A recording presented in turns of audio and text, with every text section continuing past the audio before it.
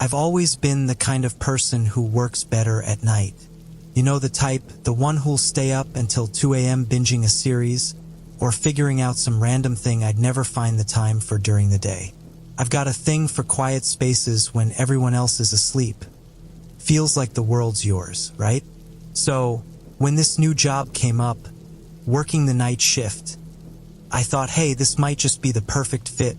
I mean, it was in a place I knew. I'd get to avoid the morning rush, and I wouldn't have to try and be the person who's always awake before the sun comes up. It sounded like a dream, but let's be real here. Not everything goes as smoothly as you plan. Sure, the quiet hours were great, but when the night stretches on forever, that's when you start to wonder if maybe the dream wasn't as perfect as you thought.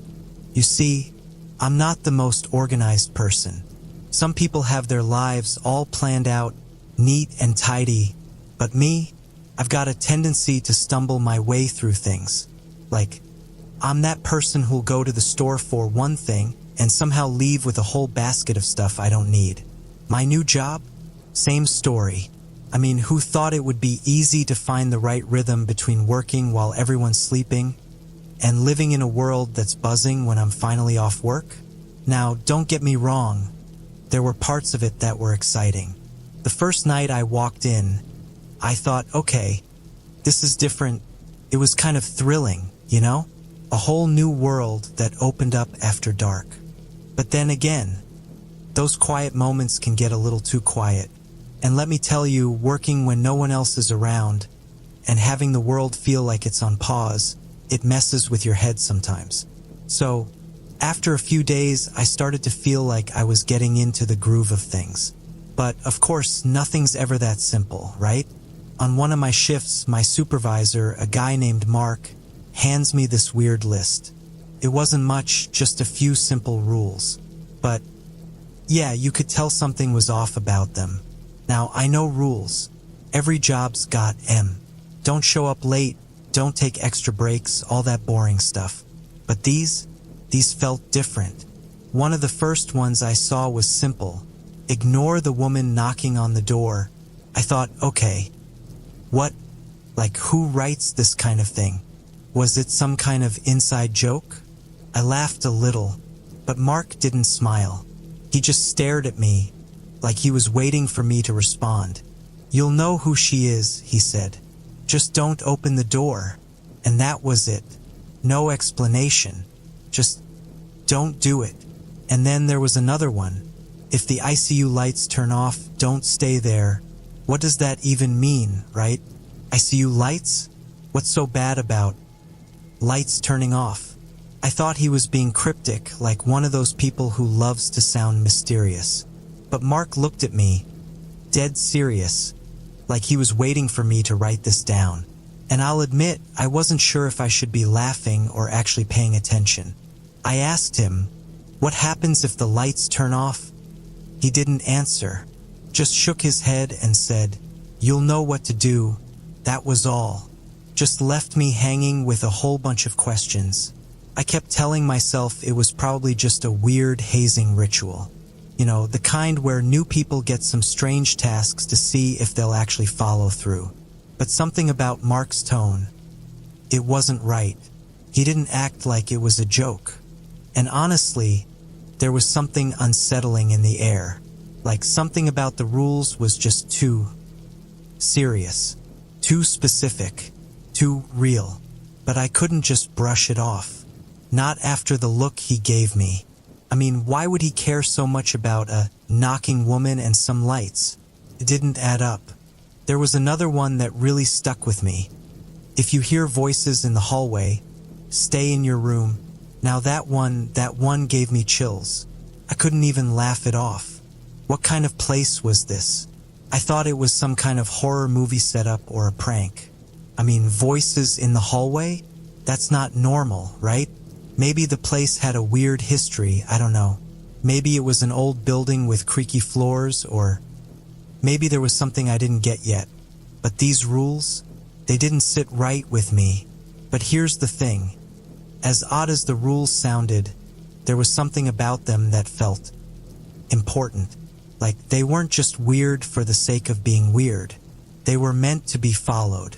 And you get that gut feeling, right?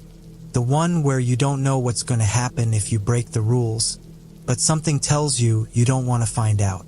Now, I'll admit it. At first, I thought maybe I was overthinking things. I mean, how bad could it be, right? People had to follow rules all the time.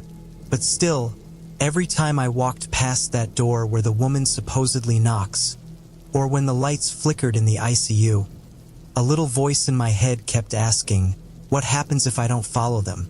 Yeah, maybe it was all in my head, or maybe it wasn't. So, a few days went by and I was trying to stick to the rules. Honestly, I didn't really believe in any of this at first. It just seemed like a whole bunch of superstitions that didn't mean much in the grand scheme of things. But then, things started to happen. Late one night, I was alone in the security office, scrolling through the monitors like usual. Everything looked fine. Empty hallways, quiet rooms, the usual boring stuff. But then I saw it. In one of the corners of the screen, I noticed a figure standing in the hallway. I blinked. I thought maybe I was seeing things. But no, there it was, clear as day. A woman, just standing there, staring right at the camera. I froze. My hand hovered over the mouse, unsure if I should move, click, or call someone. Was it the woman from the list? The one I was supposed to ignore? Now, I didn't open the door, obviously. That was rule number 1. But I didn't just feel weird about it. I felt watched. I kept glancing over my shoulder, like I was waiting for someone to tap me on the back or say, "You're doing it wrong." I couldn't shake the feeling that something wasn't right, even though I hadn't broken any rules yet. The weird thing, the moment I stopped staring at the monitor and looked back, the figure was gone. Vanished. Just gone. It was like it never happened. But I know what I saw. I wasn't imagining it. A few nights later, I was working a shift in the ICU. The room was quiet, too quiet. The lights flickered a few times. But that didn't bother me. Not yet, anyway. But then they went off. Completely off. I stood there, staring at the dark room, the only light coming from the emergency exit sign. I remembered the rule. If the ICU lights turn off, don't stay there. I hesitated, of course. It was like the rules were playing with my mind. I felt that weird urge to stay to see if something would happen. But I couldn't ignore the voice in the back of my head. The one that said, just leave. So I did. But I didn't feel good about it. Something felt off the entire time I was walking away. Like someone was still in that room waiting for me to come back. I didn't look back. I didn't want to see anything that might be there. But I knew something was wrong. Then there was the time I heard footsteps in the hallway. Not just any footsteps. They were slow, heavy, like someone was dragging their feet, walking with purpose, but with an eerie rhythm. I walked over to the door, checked the hallway. No one. It was empty, completely empty. The kind of quiet where you feel like the walls are listening to you. But the footsteps kept going. I could hear them, echoing in my head even after I left the hallway. It didn't make sense. It's like they were still there, following me, watching me. By now, I was getting this gnawing feeling that I was breaking the rules. Not on purpose, but maybe just by being too curious. Maybe I was too focused on figuring out what was going on. And that was the mistake. Maybe the rules weren't just suggestions. They were warnings. Warnings that I didn't understand yet, but I could feel them closing in on me. The thing is, I didn't want to believe it. I didn't want to believe that the rules were real or that there were consequences. But the lights, the footsteps, the woman in the hallway, it was all happening. And I couldn't ignore it anymore. This wasn't a prank. This wasn't some game. It was real. Later that night, I went to grab some coffee in the break room. The whole place was dark, except for the dim light by the vending machine. The air felt cold. Not just a normal kind of cold, heavy, like I was being watched, like someone was standing behind me, but when I turned around, there was no one. And that's when I started to get the sense that I wasn't alone in this place. Like the rules and whatever was behind them were alive, and they weren't going to let me go. I felt the walls closing in, the air getting thicker, like it was trapping me in a game I didn't sign up for. By this point, I was trying to keep my head down. You know? Follow the rules, do my job, get through the night. I didn't want to think too much about what was happening. I told myself it was all just weird coincidences, but deep down I knew. I knew something was wrong. It was a quiet shift, too quiet. No lights flickering, no footsteps, no strange figures on the monitors. It was the kind of silence that felt wrong, like the calm before a storm. And then it happened. Around 2 in the morning, I heard it. A knock, just one. It wasn't loud or frantic. It was soft, almost polite, like whoever or whatever was on the other side didn't want to scare me. I froze. I knew the rule. Ignore the woman knocking on the door. That's all I had to do. Just ignore it. Don't look, don't open, don't acknowledge it. But then she knocked again, and again. Each knock got louder, sharper, like it was cutting through the air. I don't know what came over me, but I turned my head, just for a second. I looked at the door, and I swear, I saw a shadow moving under the crack. It wasn't human. It didn't feel human. I didn't touch the door. I didn't even go near it. But somehow, it opened. Not all the way, just a few inches. Just enough to see darkness on the other side. Couldn't see her, but I could feel her. The air changed. It got heavier, colder. My heart was racing so fast I thought it might burst. And then I heard it, her voice. Soft but wrong. Like it wasn't coming from a person. She said, "You're not supposed to look." I slammed the door shut, locked it, bolted it.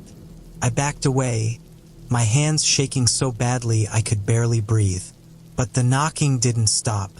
It got louder. And then, it wasn't just knocking.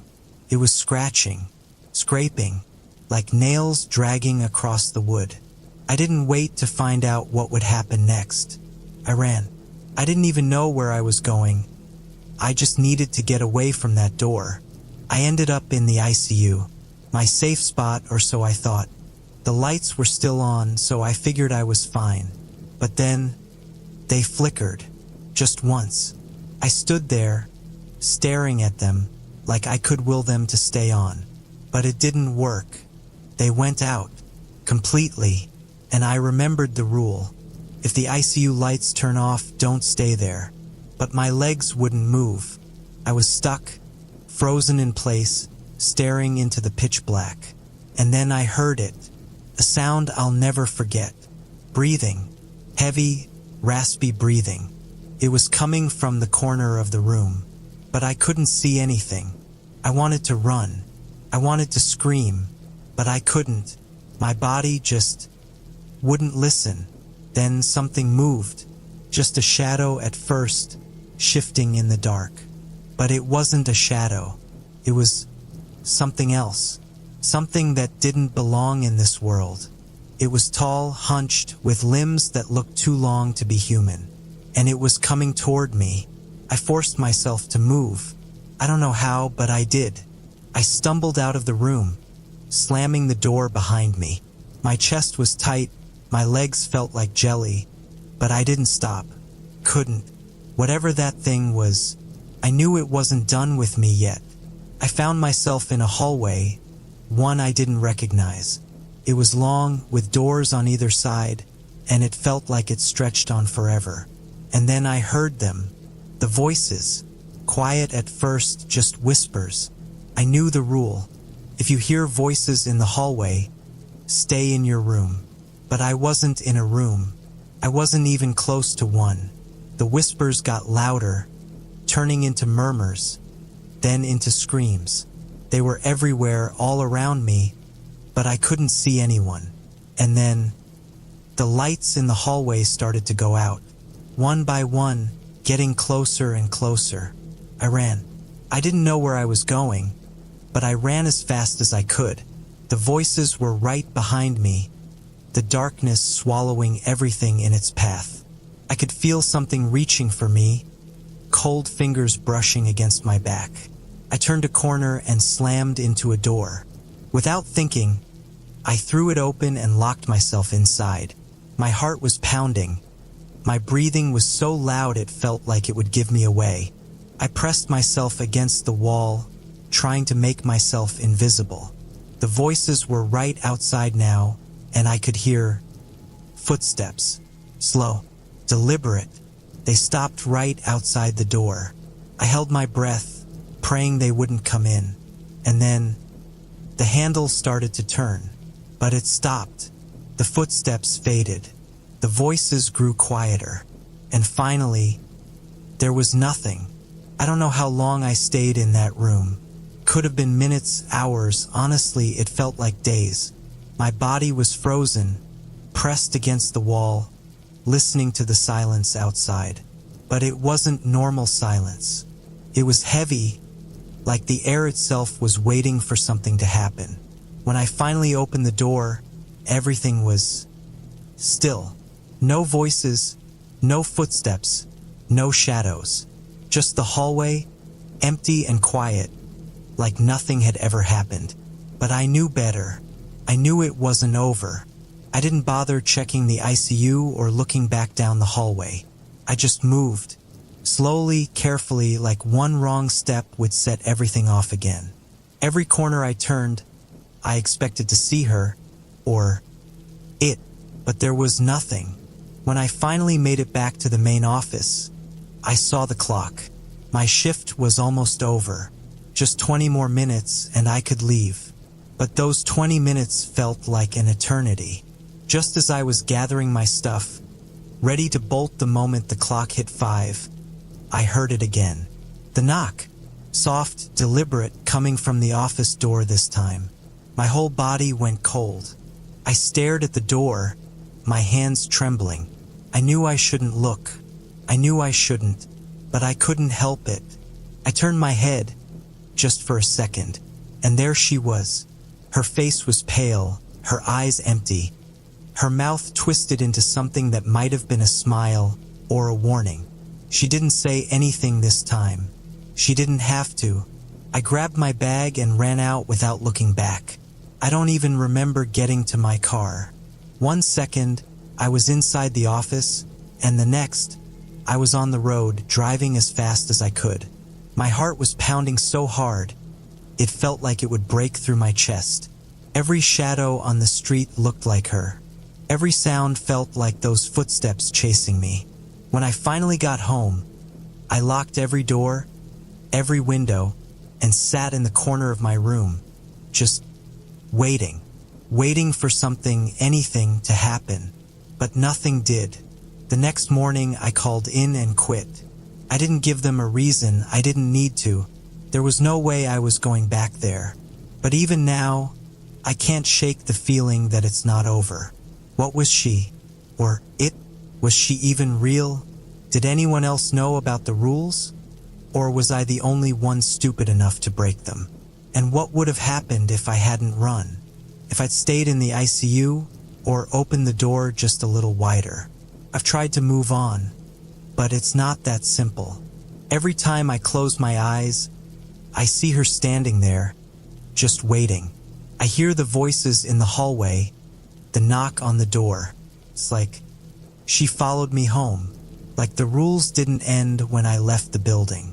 I don't know if the rules were meant to protect me or trap me, but one thing I do know, whatever it was, it's still out there, and it's not done with me yet.